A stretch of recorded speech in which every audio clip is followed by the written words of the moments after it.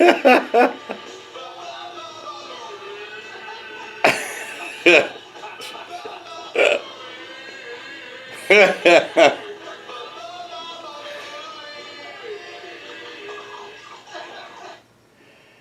know, it's the dumbest thing ever. It absolutely is the it's the dumbest thing ever, but it's so satisfying. I don't even know how to explain it. The fact that he sings all the right exaggerated saxophone inflections and note bends, but is just out of tune enough to make it really cringy. I want to know, like, is that an innate talent that Richard Christy has, or did he figure out how to sing badly, which is like a whole other skill set from singing good or well, or however you want to put it grammatically, right? Richard Christy, my fellow red-haired April Fool's Day born idiot, is a genius. So, there is nothing as satisfying as a proper Baba Booey song. Anyway, I'm here to talk about other stuff. But I thought I wanted to get something silly out of the way first so that I could have a little bit of perspective. I guess this is a hard time for everybody in the country that is not a complete scary piece of crap. Been watching Breaking Bad with my mom, like from beginning to end. We're just at the begin. I think we just watched the first episode of the fourth season, or no, first and second, I believe. Yeah, so I think we've got most of the fourth season and the entire fifth season left to go. Although I did see like the last two episodes of Breaking Bad when they came out because enough of my friends were having informal gatherings at their house to watch these episodes, and that was great. Well, anyway, though, so it may be because I've been watching Breaking Bad with or without my mother that I have the thoughts where I'm like, what really differentiates me and Jesse Pinkman? I mean, well, okay, I haven't ever cooked meth, sold meth, had a heroin problem, had a girlfriend OD, killed anybody. I mean, all those things. I've never done any of those things. But there is a certain kind of like deep loneliness to him, and need to numb himself because the harsh realities of his existence are not the kind that you want to think about. And maybe at the root of it, he would like to be a good person. He's just going about it the worst possible way you could think of. Whereas Walter White, however much he tries to be good, is bad. And I don't know, these are things you think about. And then I'm like, do I resemble Walter White in some way? Well, probably on the surface more than Jesse Pinkman, just because I've been such a milquetoast for such a long time, and have all these violent fantasies of sorts that, yet that's always been true. I don't think that was like suddenly, I mean, was Walter, this is a fictional character we're talking about, but did Walter squash down his feelings, or did he sort of evolve past it, but then events converged and he like a buried part of his ego forcibly came to the fore, and then it's sort of like outside of his free will, but then with his free will he decided to run with that and get worse and worse and worse, and more and more ruthless. I mean, I don't know, it's anyway though, I've been doing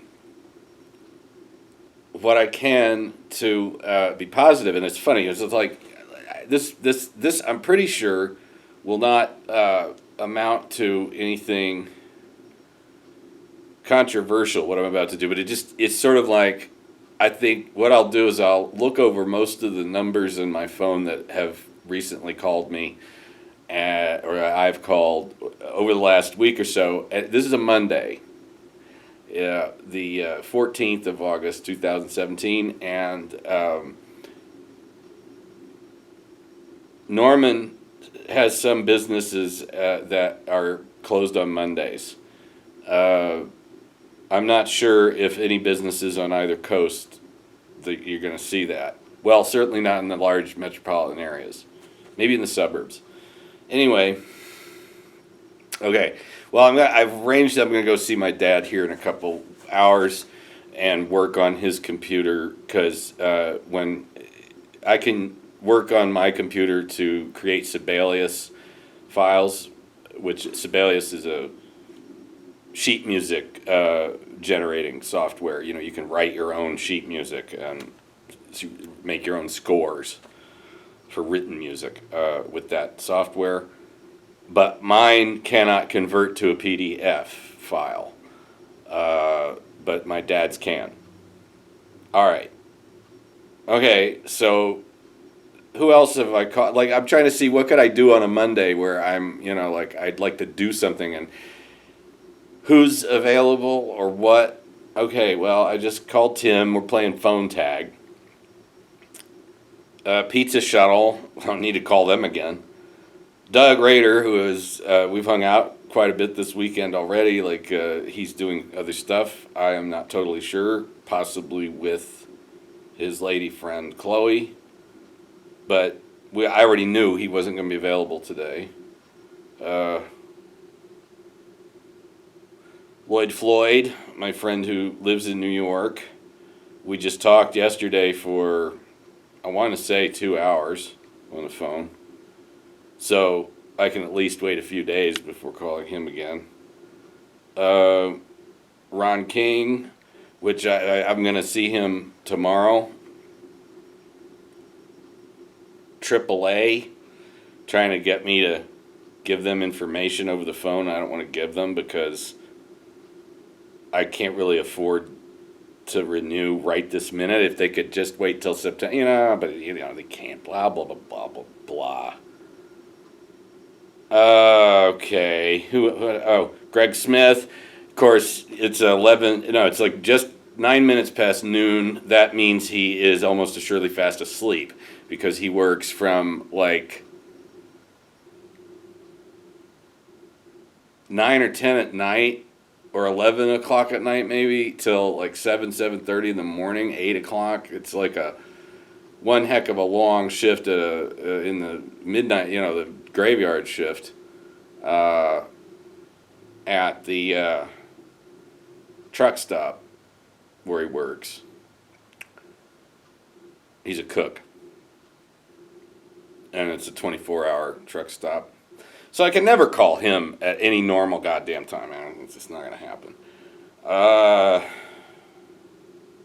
Robert Spencer, well, I talked to him, this is not quite a week ago, and we don't really have anything to talk about at the moment that I know of, although, I know his dad is getting a stent again, like a second stint, but it's okay otherwise, he says, and Robert sounds all right, who else we got here? Nick Lillard, yeah, I need to call him, if not today, then tomorrow, but he can be difficult to get a hold of, no matter what. He always apologizes for it, though. So, I mean, how can I possibly be upset? Mary Smith, who, yeah, she's Greg's sister, and she might call me between 2 and 3. Although being at my dad's working on the computer, I can put her on speakerphone and do the thing that I'm doing, in all likelihood, somewhat. And carry on a conversation. I think I can do that. I'm not sure. We'll see how that goes.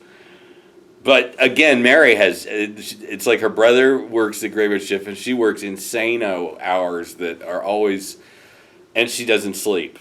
You know, I mean, she's just naturally insomnia, and I don't know if that's like information. Well, she tells everybody that on Facebook. So, um, but I think her circadian rhythms have to be weird because of the schedule. Uh,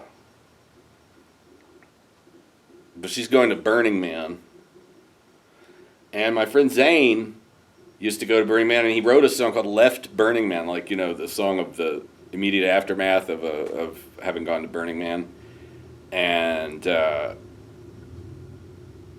it's a great song.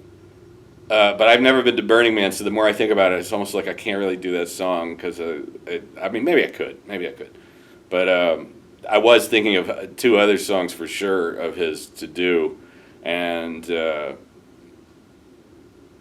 was working on one of those earlier today to see can I do it with with a piano by itself, because his original has like acoustic guitar, extremely loud, distorted slide guitar, a drum machine, and like a juice harp, I think, and organ, a little bit, or synthesizer organ. Okay. So can I do it with just a piano? I'd like to see. One of them, I need to program my synthesizer to do some of the stuff that he did on his version, and that one's called "All of My Real Estate Is in Hell." I love that. Actually, I think he just calls it "All of My Real Estate," and then in the song says "All of My Real Estate Is in Hell," but he's not talking about real estate in the song. I've called Zane on another sidebar. He's not. I haven't. It's been a couple weeks or something. But he's so busy. He has two babies. He's married. He's got a business. It's a a landscaping business, and sprinkler system stuff and all. I mean, it's like you don't get more, working class than that, really. Although there's an entrepreneurship aspect to it, but it's like just can't see that life. It could be he always had that personality that desperately needed a lot of physical activity to not be become hyper, and it's like he's got a day job that's very physically demanding. He'll be able to sleep better and stuff like that. I can see that because his mind raced. He's so brilliant. Anyway, but I can never get a hold of him. I mean, I don't try that often though because he's in Idaho and is married and has kids and is busier than heck, and he's just Lloyd Floyd in New York doesn't have any children, and he's a single man, I believe. So, I mean, we don't talk all that much about our dating lives, but I have none to talk about, so I don't suppose he wants to talk about his all that much. I don't know. Let's see here. Okay, Tara Malone. She works to death, for sure. She's a librarian. Most librarians are kind of like, I mean, sometimes the nature of the library is more stressful than another library would be. More backlog, whatever. But, no, she's been commissioned to write a book on certain statistical analysis of library usage, and it's the sort of thing that she says if you're not a librarian you won't like the book. But I mean, she's so busy, and she lives up in Oklahoma City, so we don't get to see her that much. Yeah, but I mean, she's at work at this hour, or maybe at lunch, but it seems. Well, I mean, maybe once a month or so, I might be able to get away with calling her at the where not at. I call her on her cell phone, but whether she answers or not, but she might answer, even though it's working hours. But she might be like sort of quietly answering the phone for me so that she can get distracted from whatever's driving her insane about the job. But I can't pull that kind of thing off that often because it's potentially invasive. Okay, who else? Who else did we?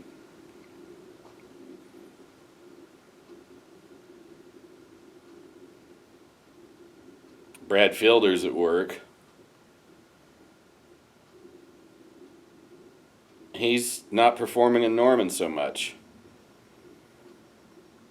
No, I think I'm going to follow suit.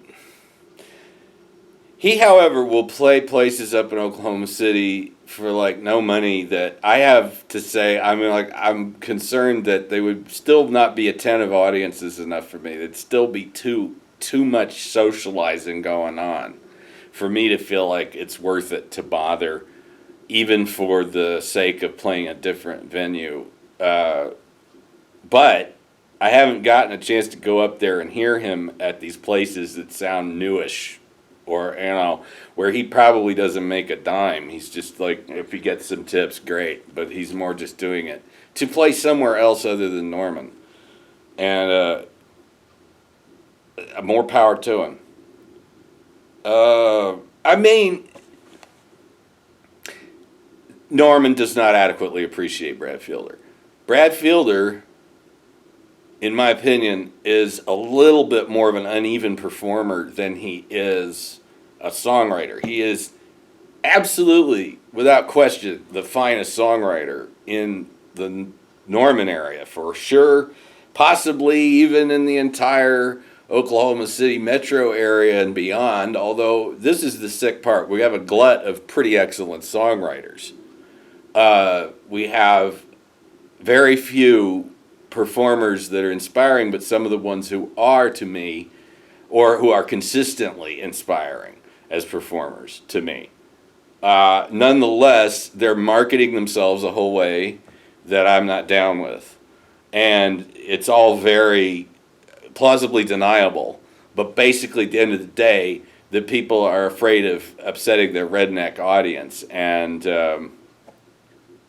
there's a certain gloating about being country-ish, which I just can't get into, man. Can't get into it anymore. I don't even think I ever did get into it. It was more just like, I do happen to like some of the songwriters' work. Like I said, Brad Fielder can perform, and it'll bring me to tears, or close to bringing me to tears. And then other times I'm like, turn the distortion down and stop yodeling so much. You know what I mean? But all of that aside, there's quite a few of us who we don't fit quite the profile of what the marketing wizards around here, the business interests that are involved in the music scene, really want to get behind, because it's not cravenly commercial enough, or it's like they're trading on just the fact that somebody's been around for so long that they want to boost a local name because they want to boost anything local because they're boosters, you see. Not because, and here's the thing, I'm talking about this now, and I've kind of brought this up before, but I need to be sure that just because I'm talking about it doesn't mean that I'm like wallowing in anger about it. In fact, because I could be prone to that, which does nobody any good. It doesn't do me any good. More importantly than anybody else, really. So, but I just want to be positive, and that's what I think Brad's doing. He wouldn't want to be quoted as saying that he doesn't get much out of playing Norman gigs anymore, but neither do I. And I don't know if we got to be ashamed about it. I mean, a while back, Camille Harp got tired of playing in bars, and then she was quite public about, I don't know whether I'm going to perform live anymore. Whereas to me, what it was she's sick of playing in bars that aren't attentive, that are people being loud and drinking and not even paying a cover, because it's the people that are coming to drink right after they get off work and they're home in bed long before 10 o'clock at night, of a certain age, as they say. But pretty randomly alcoholic bunch, you know. And whatever kind of money they got, whether they're struggling or they're affluent, it's the same feel. And she was kind of saying, you know, I think I got to stop performing on Facebook and stuff. And,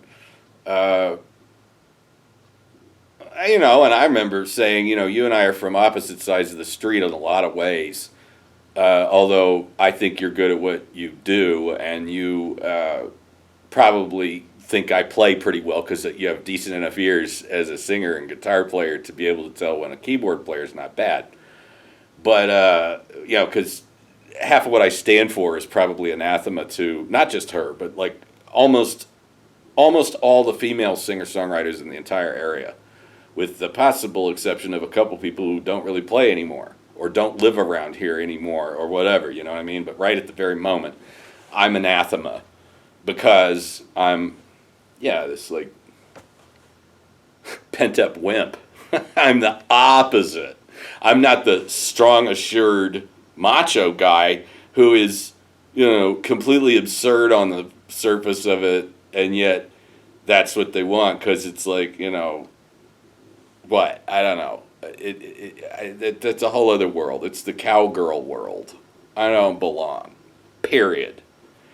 But that doesn't mean I don't like what they do as songwriters. Anyway, the point is that Camille's back playing bars. And now she does get to where I think there's no smoking inside when she's playing. I think she built up enough respect locally that bars went along with that for her, which is great. I'm not sure I care how smoky it is. Of course, I still smoke, but whatever. But the thing is that it's like she was talking about just, it didn't seem to be going anywhere, and it was frustrating. I don't know. She just felt torn, and so I thought maybe she wasn't going to be performing much at all. But now she's doing, bars, whether there's smoke or not. It's still not a properly attentive audience, in my opinion. Because what she does at the Midway Grocery, it was. Okay, and that was like 2 years ago or something I saw. That was like shortly after that whole time when she was on Facebook. But anyway, the point is she's doing it now, and I don't want to anymore. But I want to do other things, and I don't want to give up music. See, that might be the thing. Is like a lot of the singer-songwriters locally have this idea maybe that like you gotta be relevant to your local audience, almost as a matter of principle or something. And I'm not sure I agree. If the local audience isn't sufficiently intelligent to appreciate what you're doing and to pay it the respect that it deserves, you are under no obligation whatsoever to meet them halfway. But anyway, and like a lot of people are just plain not available for me to hang. I was like John Thomas. I could call him, but it's his day off. His store is closed on Monday. It's his day off, and so I almost don't want to bother him because he helps me so much already. So, but I did call my dad. I am going to go out there and force myself to write harmony parts down for people to sing for the October event because I need a drummer on a few tunes. I think I got one. If his schedule will permit, he'd only need one run through. If I made up a chart and he actually listened to the song with me ahead of time once, listened to the recording that we're basing what we're doing off of together with the chart, and then go through it 2 or 3 times until he get in a row. But that would only he could do like 4 songs in an hour and a half rehearsal, and it'd be enough because these are not prog rock. They're not that difficult. This is heart food. What we're talking about, like not that all prog rock is lacking in heart. I mean, I believe that, like, for me, Hamburger Concerto by Focus, which is like it's just beautiful, is also kind of hilarious, and yet it has a heart for what you would call nerdy prog rock with primarily instrumentals and odd gibberish vocals and a passage in Dutch that I have absolutely no idea what it means. But the thing is, it's a 20-minute long continuous composition played by rock quartet, but with gajillion overdubs. I think it has heart. But Heart Food is the name of Judy Sill's second album on Asylum back in 1973. And it's just one of the most beautiful things ever. But the title, to me, kind of applies to the entire California, mostly. There's some people from New York and New Orleans and other places that were going on at this time. But the bulk of it was in California in the late 60s and early 70s. Up to 76 or 7 or so, at which point everything kind of shifts into different territory. Some of the same people are occasionally doing equally interesting material, but also some of the people died by the late 70s. So, but, you know, I'm thinking of the people like Joni Mitchell, Jackson Browne, John David Souther, Judy Sill, for sure. Randy Newman, definitely. And kind of whoever, Little Feat, you know. The point is they were all in this time of putting your heart on your sleeve as intelligently as you possibly could in song form that is really I don't understand what the Academy is doing, studying what or promulgating what they call avant-garde classical music or experimentalist music. If they aren't going to recognize Joni Mitchell, I don't understand what they're doing talking to me about Steve Reich. I don't understand what they're talking to me about John Adams. I definitely don't understand what they're talking to me about Pierre Boulez. And they're going to say that Joni Mitchell or Judy Sill, who I will willing to bet many of them do not even know who that is, but the classical establishment and the academic avant-gardist composition department type of attitude has been one of dismissive misunderstanding towards what I consider to be a golden era in a different form that happened to be more commercially viable of Western art music. It is that. As much as it is popular music, it is also Western art music by my reckoning. Or maybe these labels don't matter at all, but I think that it is woefully neglected. The people I just mentioned all contributed something, even if it was only one song that is just absolutely beautiful and deceptively simple or something like that. There is something so valuable about that work, especially in our current climate. So much of the initial innocence and that innocence crushed in that era of the the later part and the end of Vietnam, the Watergate, the aftermath of the civil rights movement, but the creeping materialism away from perceived more, communalistic values, idealistic, peace-oriented visions, not so much let's party down and, sniff ourselves into oblivion.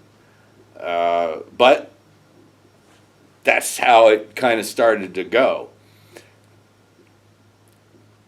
But the artwork left behind, I believe a lot of the critical establishment outside of academia has also been insufficiently respectful towards. However, I am not saying that I disavow all punk or anything from New York after Laura Nyro or that Lou Reed's solo career is entirely without value. I certainly don't feel that way. But I am generally not as interested in revisiting that stuff. I find that the aggression behind it, if it is not passive aggression, if it is straight ahead aggression, I can at least accept that it has a valid place, but I just don't feel healthy going back over it over and over and again. Whereas the singer-songwriters of the early 70s, I believe, at their best, absolutely yield repeated listenings to where you hear a different element or a different preposition or something that strikes you a completely different way over and over and over and over again. And I'm sorry that I don't believe that the overwhelming majority of punk music does that. But the more sense of humor that punk has, the more I'm going to like it. But I can understand the righteous rage behind the best of it, too. Anyway, I'm going to just see about calling John Thomas anyway, because I should probably check in. And I'm recording this with his camera that I'm borrowing. Okay. In the meantime, yeah, I'm also going to go out to my dad's and try and write down some harmony parts for singers. Hopefully I know what I'm doing when I get them together. Rehearse them. Okay. Peace. Out.